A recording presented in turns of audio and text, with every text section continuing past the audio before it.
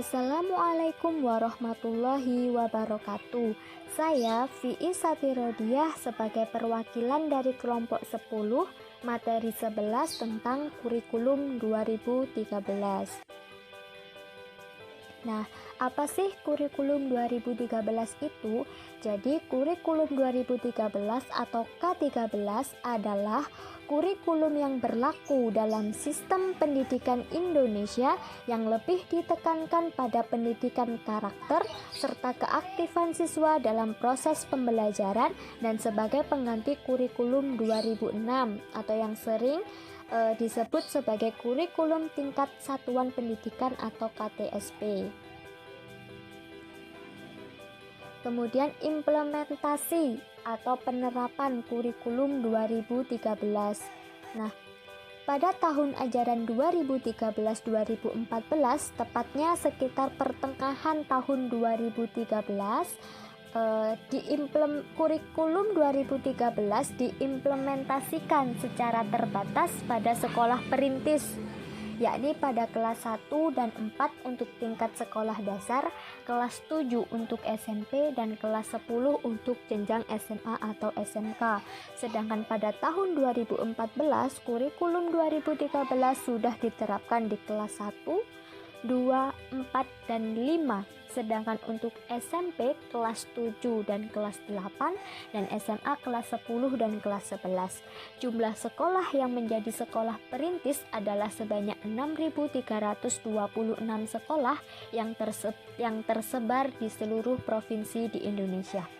Nah, berdasarkan peraturan Menteri Pendidikan dan Kebudayaan pada saat itu adalah Anies Baswedan nomor 60 tahun 2014 tanggal 11 Desember 2014, pelaksanaan kurikulum 2013 ini dihentikan dan sekolah-sekolah untuk sementara kembali menggunakan KTSP, kecuali bagi satuan pendidikan dasar dan menengah yang sudah melaksanakannya selama 3 semester.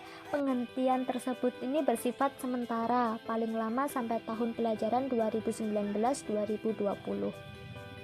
Kemudian adalah tujuan kurikulum 2013. Jadi tujuan kurikulum 2013 adalah mempersiapkan manusia Indonesia agar memiliki kemampuan hidup sebagai pribadi dan warga negara yang beriman, produktif, kreatif, inovatif, dan efektif, serta mampu berkontribusi pada kehidupan bermasyarakat, berbangsa, bernegara, dan peradaban dunia. Jadi dalam tujuan kurikulum 2013 itu, siswa dituntut untuk berpikir lebih kreatif, inovatif, kemudian cepat dan tanggap, dan selain itu siswa juga dilatih untuk menumbuhkan keberanian dalam dirinya. Jadi siswa akan dilatih kemampuan berlogika dalam memecahkan suatu permasalahan gitu. Kemudian ada karakteristik kurikulum 2013. Jadi kan setiap kurikulum itu memiliki karakteristik masing-masing. Demikian halnya dengan kurikulum 2013 yang dirancang oleh pemerintah. Adapun kurikulum 2013 dirancang dengan karakteristik sebagai berikut. Ini sesuai dengan Kemendikbud tahun 2013. Yang pertama, mengembangkan keseimbangan antara pengembangan sikap spiritual dan sosial, rasa ingin tahu, kreativitas, kerjasama dengan kemampuan intelektual dan psikomotorik. Kemudian yang kedua, mengembangkan sikap, pengetahuan, dan keterampilan serta menerapkannya dalam berbagai situasi di sekolah dan masyarakat. Kemudian memberikan waktu yang cukup leluasa untuk mengembangkan berbagai sikap, pengetahuan, dan keterampilan. 4. Sekolah merupakan bagian dari masyarakat yang memberikan pengalaman belajar terencana di mana peserta didik menerapkan apa yang dipelajari di sekolah ke masyarakat dan memanfaatkan masyarakat sebagai sumber belajar. Kemudian yang kelima, kompetensi dinyatakan dalam bentuk kompetensi inti (KI), kelas yang dirinci lebih lanjut dalam kompetensi dasar atau KD mata pelajaran. Kemudian adalah aspek penilaian kurikulum 2013. Ada 4 aspek penilaian dalam K13. KI yang 1 itu adalah spiritual, KI 2 sosial, KI 3 pengetahuan, dan KI 4 keterampilan. Nah, sikap dan perilaku atau moral ini adalah perilaku penilaian yang teramat penting, bahkan nilainya mencapai 60%.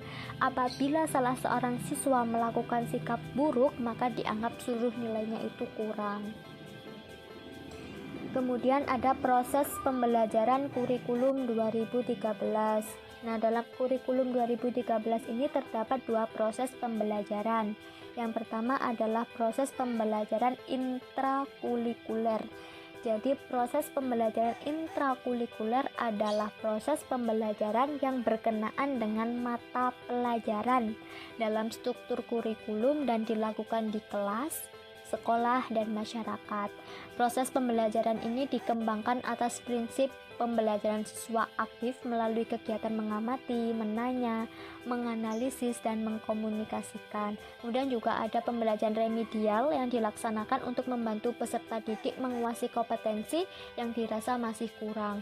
Dan penilaian hasil belajar mencakup seluruh aspek kompetensi, jadi tidak hanya pengetahuan saja, sikap juga dinilai. Kemudian ada pembelajaran ekstrakurikuler. Jadi pembelajaran ekstrakurikuler adalah kegiatan yang dilakukan untuk aktivitas yang dirancang sebagai kegiatan di luar kegiatan pembelajaran, di luar materi pelajaran ya, yang terjadwal secara rutin setiap minggu. Nah, kegiatan ekstrakurikuler terdiri atas kegiatan wajib dan pilihan. Kalau kegiatan ekstrakurikuler wajib ini dinilai yang hasilnya digunakan sebagai unsur pendukung kegiatan intrakurikuler. Biasanya di sekolah itu menerapkan ekstrakurikuler wajib pramuka ya, yang dinilai bisa mengembangkan sikap kemandirian, tanggung jawab pada siswa. Kemudian ada metode pembelajaran dalam kurikulum 2013.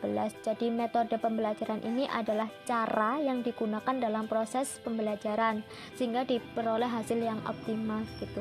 Ini sebenarnya ada banyak berbagai macam metode pembelajaran dalam K13, tapi saya hanya memberi 5 contoh saja, yaitu ada metode ceramah, metode latihan, metode tanya jawab, metode diskusi, dan metode karya wisata. Kemudian di sini ada kelebihan kurikulum 2013.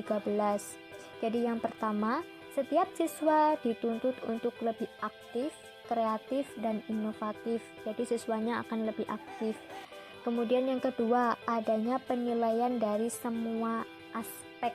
Jadi penentuan nilai bagi siswa itu bukan hanya dicatat dari nilai ujian saja, tetapi juga dapat dari nilai kesopanan, religi, kemudian praktek, sikap, dan lain-lain. Kemudian siswa dituntut untuk lebih mandiri.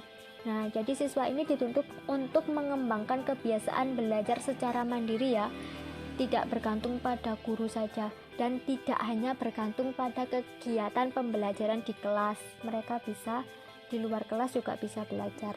Kemudian yang keempat, siswa akan semakin banyak mendapatkan pengetahuan.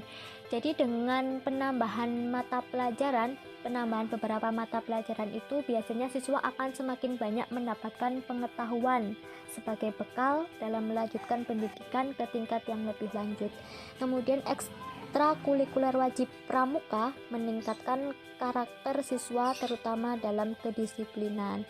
Kemudian dalam kerjasama, saling menghargai, cinta tanah air, dan lain-lain.